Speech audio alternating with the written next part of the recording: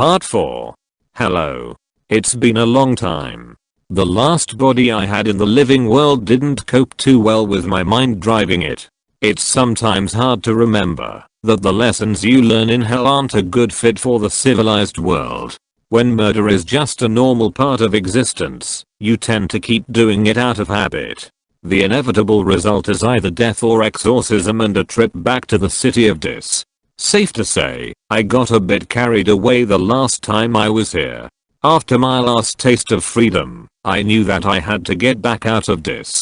My existence ever since I squandered my last host has been utterly dedicated to fighting my way back into a pillar of fire. I had to escape this. After what I've seen, I had to escape. This new body seems a little more durable than the last one. Now that I'm back, shall we take another trip into hell? Phlegethon Swamp. It rains in hell. It rains all the fucking time, and that water has to go somewhere. Most of it drains out into Gehenna where it sinks into the otherworldly ash, and apparently disappears. The rest flows either into the sewers beneath the city, or it collects in Phlegethon Swamp. Remember how it's a bad idea to drink the rainwater in hell without boiling it? Well, Phlegethon's water will kill you, no matter what you do with it. Even letting the stuff touch your skin can be deadly. You see, the swamp isn't just filled with disease and rot, it's also brimming with chemical waste. One pool might simply be undrinkable, but another might dissolve your flesh. If you're mad enough to travel to Phlegethon, or unlucky enough to be born there, your odds of survival are slim. Phlegethon's waters are inky black, and it's impossible to tell just how deep a pool is by looking. It could be an inch, or it could be a mile. You never know whether or not your next footfall will plunge you into the cloying abyss. Worse still, there are places where the sewers gradually drain the water and create unseen vortices capable of dragging down even the strongest of the damned. To navigate the swamp, you're better off using the crumbled buildings as stepping stones. The corrosive water causes wooden supports to wither and collapse, so there's plenty of debris lying around to stand on. Even so, if you don't take it slow and keep your balance, it's easy to slip and subject yourself to a fucking agonizing death. Last but not least are the wildfires.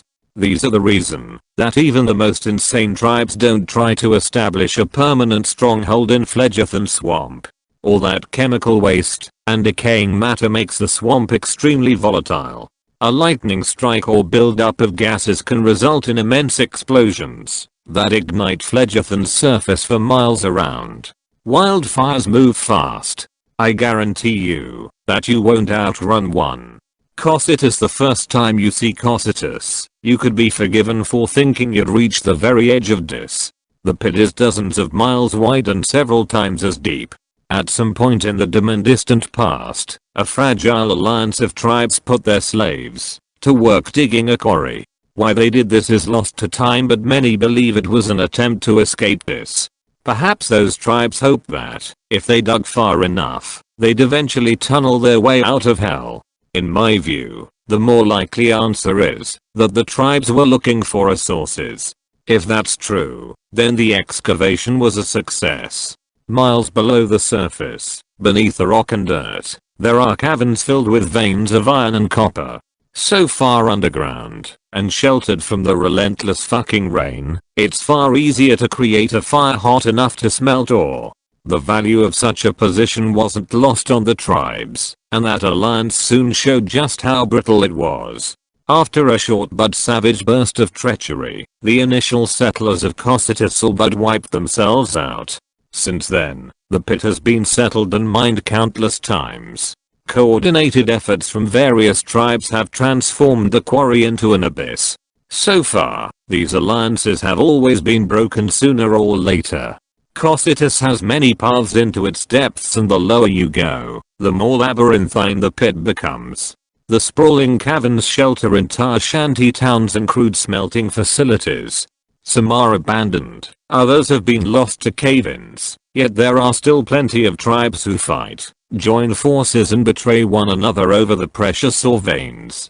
By this point, you have to go pretty fucking deep to find an untapped vein, and this is where Cocytus becomes truly deadly. Anybody who thought they might be able to tunnel out of hell would be sorely disappointed once they learn what lies in the depths. In all these years, after digging for so many miles, not one person has run into some magical portal leading out of this. They also haven't run into magma for that matter. Instead, the deeper you go, the colder Cocytus becomes. I've never been to the very bottom myself. I'm told that down there, the air is cold enough to freeze your blood and shatter your skin. Maybe that's true. I could certainly believe it. On the rare occasions I've been to Cocytus, I've always had to turn back, once the walls became more ice than rock and the narrow walkways became a death trap. If you have the numbers to do it, Cocytus is still a valuable place to settle. Just remember that when hunger, cold and greed are your constant companions, none of the damned can be trusted. The Pale Witch, I've told you about the Slaughterman previously, but hell has other legendary figures, each with their own sobriquets. The Ripper, the Grim Doctor, the Tyrant and many more. So far, I've only encountered one of these figures. During my last stay in hell, I came across the Pale Witch. As is always the case with legends, the truth about the Pale Witch tends to get lost amid the superstition. I've heard plenty of theories as to what she is. The Pale Witch is a Striga who has the power of the evil eye. The Pale Witch is a Gorgon whose gaze turns her victims to stone. The Pale Witch is a succubus who entraps the minds of those she wishes to consume. All of that is bullshit. I've seen the Pale Witch, and I know the truth about her. When I first saw her, I didn't realize who I was looking at. She was naked, and locked in combat with an armed resident, so I just took her for fresh meat. Here's a tip for you: if you see a resident fighting fresh meat, kill both of them, while they're distracted. I planned to do exactly that, but something about the fight seemed off. Residents usually have the upper hand in a fight against fresh meat, and this particular bout definitely seemed about as one-sided as it gets. She was naked, whereas he was clad in leather and bone. She was unarmed, whereas he had a club. She was wayfish, whereas he was huge. Despite him having the advantage, the resident was clearly terrified of her. The rules of hell dictated that he should have cracked her skull, taken her skin, and eaten her flesh, but that just wasn't happening. He was uncoordinated, and apparently desperate to escape. Every swing he took was clumsy, and the blows he did manage to land on her didn't seem to have any effect. I could only stare as this naked vulnerable woman took the resident's club from his unresisting hand and swung it at his knee. I'm accustomed to the sound of bones breaking by now, but this time the noise caught me off guard. How the fuck was this happening? She brought the club down on his other knee, then his elbows, then his ankles, then his shoulders. She left him broken and screaming on the floor. She could have finished him off with a blow to the head, stolen his clothing, and taken her rightful place as a resident. That's how hell works. Those are the rules I've learned through bloody trial and error. That isn't what happened. Rather than kill him, she sat down beside him in the mud and took his hand in hers. I actually thought she was going to console him until she started breaking his fingers. One by one, she snapped the fingers on both his hands with a calmness that made no sense to me. Torture is common in hell, but there's always a purpose behind it. The people in Skin Street do it out of sadism, and the people in the Boneyard do it for their insane purification rituals. This woman did it without emotion and without reason. I honestly don't know if she even understood that she was hurting him. I don't think her mind works the same way as ours. Eventually, the resident lost consciousness. A man can only take so much pain before the shock gets him. Surely now she'd be satisfied. Surely she'd take his clothes and restore hell's order. No. She stood up, tilted her head slightly, and uttered a noise for the first time. It wasn't a victory cry, nor was it even a sigh of relief.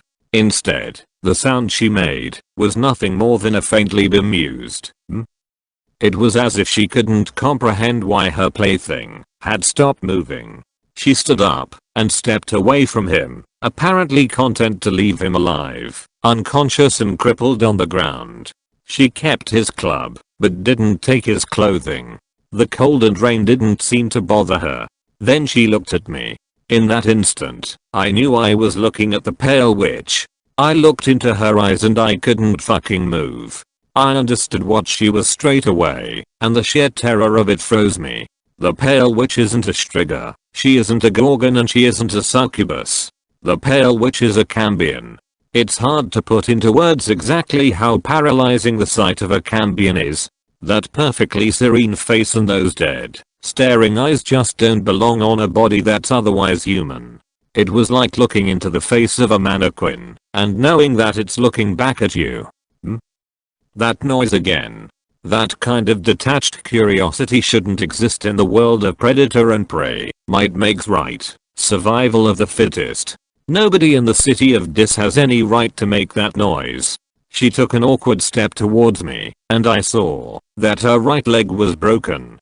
It seemed that her fight with the resident had injured her after all. She just didn't notice it. She tried to walk normally, completely unaware that one of her legs had an extra joint.